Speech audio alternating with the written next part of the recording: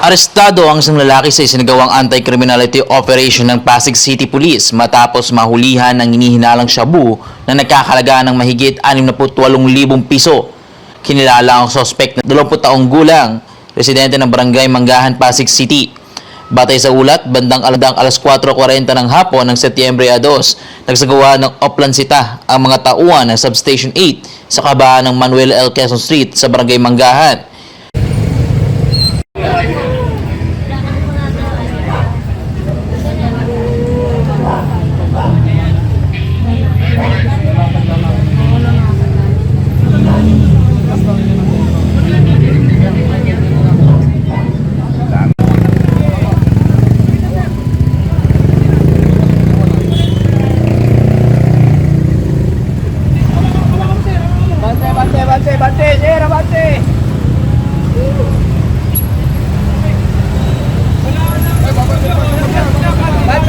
Nang sitahin ang minamanehong motorsiklo ng suspect.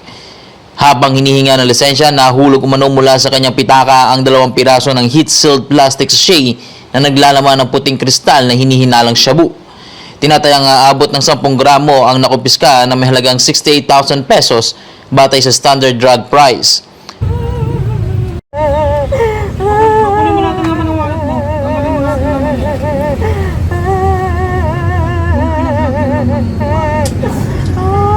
Agad na inaresto ang suspect na ipinaalam sa kanya ang kanyang mga karapatan.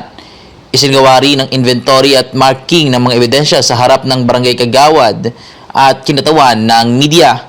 Dinala ang suspect at ang mga nakumpiskang ebidensya sa SDEU office para sa dokumentasyon at pagsasampa ng kaukulang kaso ng Pasig City Prosecutor's Office sa pamamagitan ng inquest proceedings. Samantala, isa sa ilalim naman ng suspect sa drug test at physical examination habang dadalihin ng EPD Forensic Unit ang nakuhang ebidensya para sa masusing pagsusuri.